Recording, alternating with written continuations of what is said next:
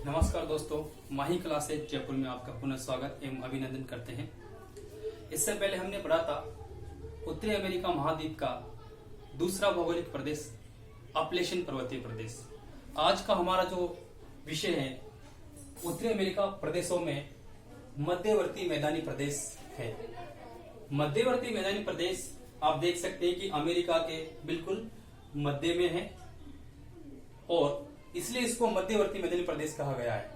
अब मध्यवर्ती मैदानी प्रदेश जो है उसे निम्न भूमि प्रदेश के नाम से भी जाना जाता है।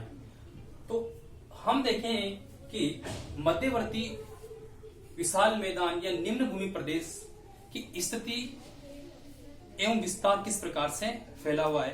तो इसकी स्थिति और विस्तार के बारे में हम देखें तो यह उत्तर से दक्षिण की ओर यानी कि आर्कटिक वृत्त, आर्कटिक सागर से दक्षिण में मैक्सिको की खाड़ी तक इसकी जो कुल लंबाई है आर्कटिक से, यानी हम कह सकते हैं मैकेंजी डेल्टा। यहां पर कौन सी नदी है?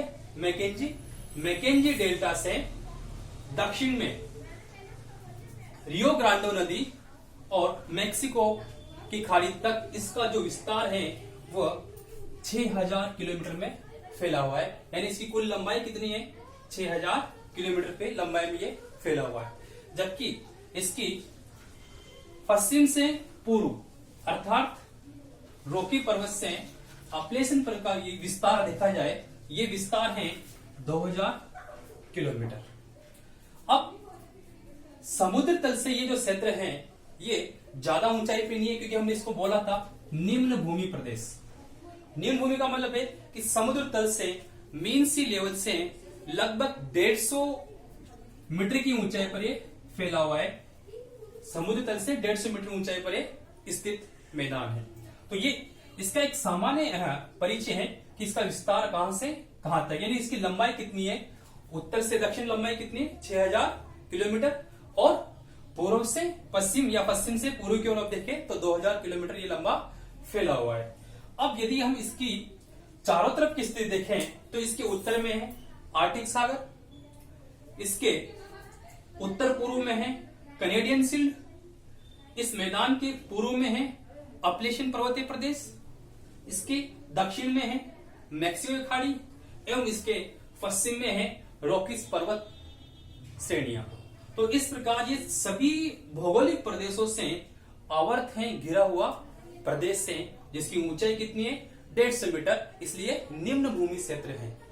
अब इस क्षेत्र की उत्पत्ति के बारे में बात करें कि इसकी उत्पत्ति किस तरह से हुई है। तो उत्पत्ति को देखें तो उत्पत्ति को देखने से पहले हमें क्रिटेशियस युग की बात करें। क्रिटेशियस युग में, यानी क्रिटेशियस का मतलब ट्रियासिक, जुरेसिक और क्रिटेशियस, ये वही समय है जब डायनासोर का अंत हुआ क्रिटेशियस में। क्योंकि जुरेसिक काल में डायनासोर की उत्पत्ति हुई और क्रिटेशियस काल में उनकी अंत प्रारंभ हुआ, अंत हो गया था लगभग। तो यानी कि क्रिटेशियस युग के समय ये जो पूरा क्षेत्र है ये जलमग्न था, सागर में डूबा हुआ था। और इसी समय भारत की स्थिति कहां पर थी? यानी कब? 9.4 करोड़ वर्ष पूर्व क्रिटेशियस युग में ये सारा क्षेत्र जल में मग्न था, जल में डूबा हुआ था और इस सारे क्षेत्र को अधि महासागरीय भूभाग कहा गया। क्या कहा गया? अधि महासागरीय भूभाग इसका नाम दिया गया। और इस समय जब ये जल में डूबा हुआ था सारा एरिया, अपलेशन उस समय डूबा नहीं हुआ था, ये रॉकी भी डूबा नहीं, केवल बीच वाला एरिया सारा जल में मग्न था, जल में डूबा हुआ था। उस समय यदि भारत को देखें तो भारत की स्थिति मेडागास्कर के पास में स्थित थी। फिर समय बीतता गया तो समय के दौरान कालांतर में ये जो पीछे वाला हिस्सा है, इस मैदान को हम सामान्य रूप से देखें तो ये 100 डिग्री जो अक्षांश देशांतर रेखा है उस वाला जो एरिया है, ये सारा एरिया उत्थान के फलस्वरूप निर्मित है। क्योंकि पहले जल में डूबा हुआ था, देर उसके बाद कालांतर में ये ऊपर उठा। ऊपर उठने से इस पे हिम नदियों द्वारा इसको अपरदित किया और जलोढ़ और हिमोड़ के निक्षेप से ये सारा मैदान बना। कालांतर में जलोढ़ के निक्षेप से भी इसका निर्माण हुआ, क्योंकि मिसिसिपी, मिसौरी, इन नदियों ने क्या किया, जलोढ़ मिट्टी का निक्षेप भी किया। और लेकिन इससे पहले इसका जो निक्षेप है वो हिमोर से निर्मित है। तो इसमें दोनों प्रकार की मिट्टियां पाई जाती है, जलोढ़ और हिमोर से। तो इस परिणाम स्वरूप ये इसका निर्माण हुआ। अब यदि हम देखें निर्माण की प्रक्रिया के बाद हम देखें तो ये वाला जो एरिया है ये जलमग्न, सारा एरिया जलमग्न था, ये उत्थान के फलस्वरूप हुआ।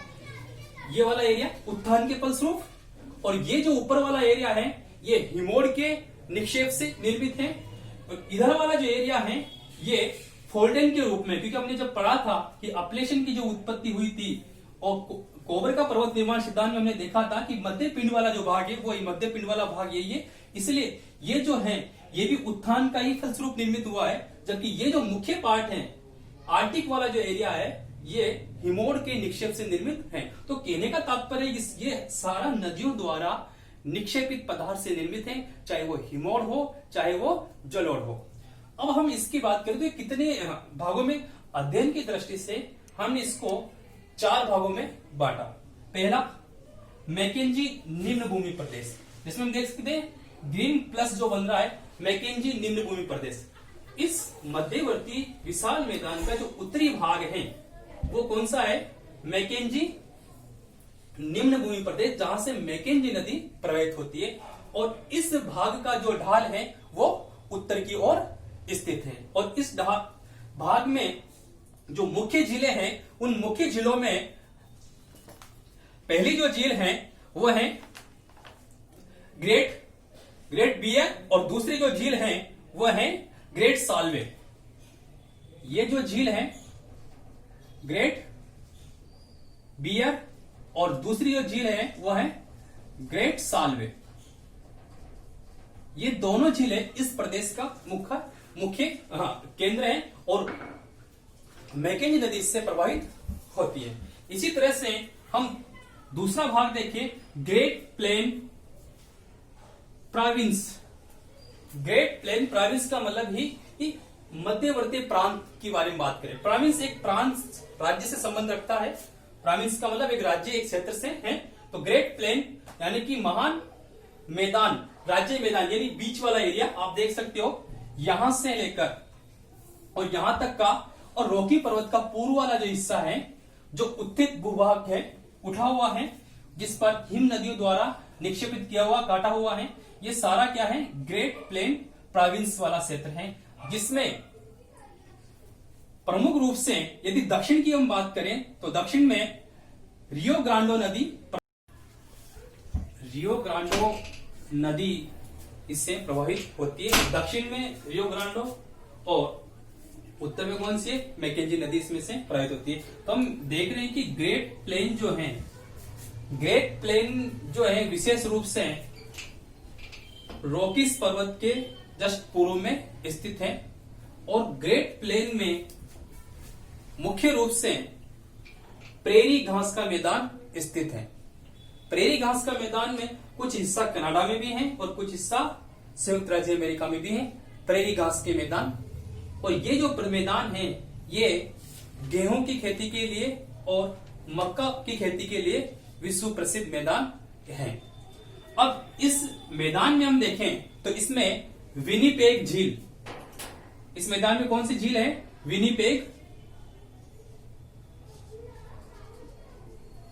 विनिपेग झील इसमें स्थित है। इसी के साथ साथ है अथाबास्का झील। ये जो झील है अथाबास्का झील, इसी के साथ वुड्स झील। ये कौन सी झील है, वुड्स झील जो है वो 49 डिग्री अक्षांश पर स्थित है और कुछ हिस्सा, आधा हिस्सा कनाडा में है और आधा हिस्सा संयुक्त राज्य अमेरिका में है। इसी प्रदेश में है रेड झील है। इसी में नदियों की हम बात करें तो इस प्रदेश की जो नदियां हैं उसमें सबसे नीचे हम बात करते हैं रियो ग्रांडो। हमने देखा कि सबसे दक्षिण में रियो ग्रांडो है, इससे ऊपर में है रेड नदी। कौन सी नदी, रेड नदी यहां से प्रवाहित होती है। इससे ऊपर है प्लेट रिवर प्लेट रिवर से ऊपर है मिसोरी, ये कौन सी है, मिसोरी रिवर यहां से प्रवाहित होती। तो ये सारी, अब इन नदियों से हम देखें तो ये जो ग्रेट प्लेन है, ग्रेट प्लेन का ढाल पूर्व की ओर है, सारी नदियां पूर्व की ओर प्रवाहित है। और ये मैदान मुख्य रूप से किससे निर्मित है, हिम द्वारा हिमोर से निक्षेपित से निर्मित है और उत्थान से फलस्वरूप इसका निर्माण हुआ है। अगला हम देखें गल्फ मैदान। गल्फ मैदान, गल्फ का नाम से समझ में आया होगा, गल्फ मैदान यानी गल्फ से तट समीपवर्ती जो मैदान है वो गल्फ मैदान है। आप देख सकते हो ग्रीन कलर में जो आपको दिखाई दे रहा है, ये सारा एरिया गल्फ मैदान है जो मैक्सिको की खाड़ी से आवर्त है। मैक्सिको के उत्तर का जो पूरा मैदान है वो गल्फ मैदान के नाम से जानता है। और इस मैदान की जो ढाल है वो दक्षिण की ओर है, क्योंकि नदियां हमें ढाल को दिखाती है। नदी जिस ओर प्रवाहित होती है उस प्रदेश का ढाल उस ओर ही पाया जाता है। तो यहाँ की जो नदियां हैं, नदियों में कौन सी देखें, हमने देखा रेड नदी है, रेड नदी इस प्रदेश का भी हिस्सा है, रेड नदी यहां से निकल रही है। और रेड नदी है, इसके है टेनेसी नदी, टेनेसी के बारे में पहले ही बात कर चुके हैं। टेनेसी की नदी का संबंध भारत की दामोदर नदी से है। और मुख्य जो नदी है वह है मिसिसिपी। मुख्य नदी में कौन सी है, मिसिसिपी नदी। तो ये मिसिसिपी नदी है। मिसिसिपी की साइड जो नदी है वह है टेनेसी जो पूर्व से आती है, और पश्चिम से आने वाली रेड नदी है, पश्चिम से आने वाली मिसोरी नदी है, मिसोरी नदी की साइड नदी प्लेट नदी है। तो ये सारी नदियों ने इसको एक मैदान का रूप प्रदान किया। तो इस तरह से ये हमारे पास है गल्फ का मैदान। गल्फ मैदान एक तरह से भूसन्नति वाला क्षेत्र है जहां पर निक्षेपित पदार्थ के जमा होने से और स्थलखंड के ऊपर उठने से भी इसका निर्माण माना गया है। अब गल्फ मैदान के उत्तर की हम बात करें तो गल्फ मैदान के उत्तर में स्थित है आंतरिक निम्न भूमि प्रदेश।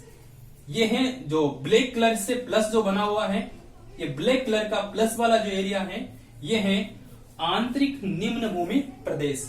आंतरिक निम्न भूमि प्रदेश को हम झील प्रदेश के नाम से भी जानते हैं, क्योंकि ये झीलों के दक्षिण में स्थित है। 5 फिंगर लेक जो है उसके दक्षिण में स्थित है। इसी में आपका है सेंट लॉरेंस मैदानी प्रदेश, जो सेंट लॉरेंस नदी प्रवाहित होती है वो पूर्व की ओर प्रवाहित होती है। तो यानी इसका ढाल जो है आंशिक हिस्सा जो है इसका उत्तरी पूर्वी जो भाग है उसका ढाल पूर्व की ओर है, बाकी जो ढाल है वो दक्षिण एवं दक्षिण पश्चिम की तरफ ये झुका हुआ है, क्योंकि ये जो है दक्षिण की तरफ ढाल है और इधर वाला है दक्षिण पश्चिम की तरफ इसका ढाल है। तो ये सारा जो मैदान है वो किससे निर्मित है, जलोढ़ से एवं हिमोर से निर्मित मैदान है, जिसमें प्राचीनतम और नवीन दोनों प्रकार के अवसादी चट्टानें पाई जाती है। कुछ वल्लित अवसादी चट्टानें भी इसके अंतर्गत पाई जाती है, क्योंकि हमने वेगनर के कोबर के सिद्धांत को जब देखा था तो हमने देखा था कि प्लेट के चट्टानों के दबाव से भूसन्नति के परिणाम स्वरूप भूसन्नति वाला एरिया ही ये भूसन्नति का क्षेत्र है। तो जहां पर पहले प्राचीन काल में कौन से समय 9.4 करोड़ वर्ष पहले यहां पर क्या था, जलमग्न क्षेत्र था, और वही अभी वर्तमान में हमारे सामने क्या है, एक मध्यवर्ती विशाल मैदान के नाम से जाना जाता है। अब ये जो विशाल मैदान है ये क्यों फेमस है, क्योंकि दोस्तों इसमें नदियों द्वारा निक्षेपित किए हुए नवीनतम जलोढ़ और प्राचीन जलोढ़ हैं, इसलिए यहां पर प्रेरी घास के मैदान सबसे ज्यादा फेमस है। इसीलिए हम इसमें देखें तो ये जो मैदान है ये कनेडियन सील से अलग किया जा रहा है। लेकिन कनेडियन सील से आप देखो एक क्रम देखो इसमें कि सबसे ऊपर हम देखें तो ग्रेट बियर झील है, ग्रेट साल्वाडोर झील है, अताबाक्स का झील है, विनीपेग झील है, विक्टोरिया झील है। इधर से हम देखें ओंटारियो, इरी, हुरर और मिशिगन झील है। ये कौन सी है, सुपीरियन झील, ये मिशिगन, ओंटारियो, इरी और हुरर, ये झीलें भाई। तो ये सारी जो झीलें हैं ये झीलें इसको अलग करती है किससे, कनेडियन सील से। ये झील जो है ये इसका एक संक्रमण एरिया है। झीलों के बारे में हम डिटेल से पढ़ेंगे, 5 फिंगर लेक के बारे में हम अगले लेक्चर में डिटेल से पढ़ेंगे। लेकिन सामान्य जानने का मतलब ये कि झीलों का निर्माण कैसे हुआ। ये सारी झीलें जो हैं, क्योंकि क्रेटेशियस काल में, कौन से समय,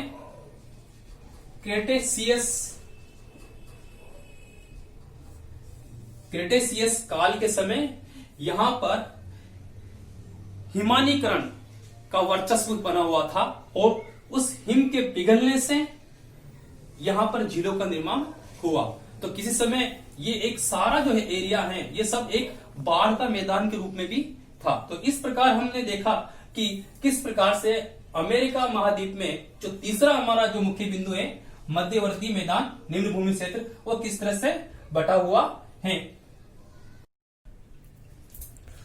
तो मध्यवर्ती मैदान में हमने देखा कि किस तरह से इसका निर्माण हुआ और कौन कौन चीजें इसमें मुख्य रूप से पाई जाती है। तो मध्यवर्ती विशाल मैदान जो है, उसमें किस प्रकार के प्रतियोगिताओं में प्रश्न पूछे जा सकते हैं, ये हमारे लिए एक इंपॉर्टेंट प्रश्न है कि हम किस तरह से इसका अध्ययन करें। तो दोस्तों आपको ये याद रखना है कि सबसे पहले आप याद रखना है कि मध्यवर्ती विशाल मैदान की उत्पत्ति कैसे हुई। मध्यवर्ती विशाल मैदान की उत्पत्ति उत्थान एवं निक्षेपण, क्योंकि पहले जलमग्न था, कालांतर में उसका उत्थान हुआ, हिम नदियों द्वारा इसको निक्षेपित किया गया, जमाव किया गया, यानी निक्षेपण का भी परिणाम है। तो यानी कि उत्थान और निक्षेपण के कारण इसका निर्माण हुआ। दूसरा इसमें हम देखें कि ये किस जलवायु का भाग है, क्योंकि मैदान की बात कर रहे हैं और मैदान से हमें जलवायु को जोड़ना ज्यादा इंपॉर्टेंट है, क्योंकि मैदान हमारे लिए किसके लिए, फसलों के लिए उपयुक्त होता है, क्योंकि मैदान का मतलब फसल उपजाना वहां हमारा एक मुख्य अर्थव्यवस्था है। लेकिन फसल कौन सी उपजाएंगे, तो इसका मतलब हमें जलवायु देखना ज्यादा इंपॉर्टेंट है। जलवायु की बात करें तो ये हमारे पास है कर्कवृत्त और ऊपर है आर्कटिक वृत्त। तो कर्कवृत्त और आर्कटिक वृत्त का बीच का एरिया यानी कि शीतोष्ण कटिबंध। तो ये पूरा एरिया कौन सा है, शीतोष्ण कटिबंध है। तो यानी शीतोष्ण कटिबंध और मिट्टियां कौन सी है, जलोढ़ मिट्टी। तो यानी कि जब जलवायु शीतोष्ण है तो यहां पर विशेष रूप से गेहूं की खेती की जाएगी और मक्का फसल का उत्पादन भी किया जाएगा। तो ये एक तरह से संयुक्त राज्य अमेरिका का एक अर्थव्यवस्था का सबसे बड़ा, कृषि अर्थव्यवस्था का सबसे बड़ा पार्ट यही है। कनाडा का कृषि अर्थव्यवस्था का सबसे बड़ा पार्ट कौन सा है, ये वाला हिस्सा मैदान, क्योंकि कनाडा के पास है ही क्या, सारा एरिया तो झील के अंतर्गत आता है। इधर पहाड़ी एरिया के अंदर आ गया, रॉकीज के अंदर बचा क्या उसके पास, केवल मैदानी वाला एरिया जहां पर वो मक्का की खेती करते हैं। तो ये सारा जो है वो हमारे एक एग्रीकल्चर की दृष्टि से, कृषि विशेषज्ञों की दृष्टि से एक महत्वपूर्ण विषय है। और यदि हम देखें तो इसका विस्तार, हम बात की संयुक्त राज्य अमेरिका में इसका विस्तार कहां पर है, आप देख सकते हो 100 डिग्री पश्चिमी देशांतर के लगभग पूर्व में फैला हुआ है, जबकि कनाडा में 100 डिग्री पश्चिमी देशांतर के पश्चिम में फैला हुआ है। यदि हम देखें तो सामान्य रूप से हम अक्षांश के हिसाब से बांटे तो कनाडा का ये ऊपर वाला हिस्सा कनाडा में और ये नीचे वाला हिस्सा संयुक्त राज्य अमेरिका में, विशेष तौर से संयुक्त राज्य अमेरिका में ये फैला हुआ है। तो इससे विभिन्न प्रकार के प्रश्न पूछे जा सकते हैं। इसके अंदर झीलें पूछी जा सकती है, कौन से मैदान किस प्रकार से बना हुआ है। तो ये एक प्रतियोगिताओं की दृष्टि से भी बहुत महत्वपूर्ण टॉपिक है। अगला विषय टॉपिक हम पढ़ेंगे, अगली जो हमारी क्लास आएगी उसमें देखेंगे कनाडियन शिल्ड के बारे में। धन्यवाद।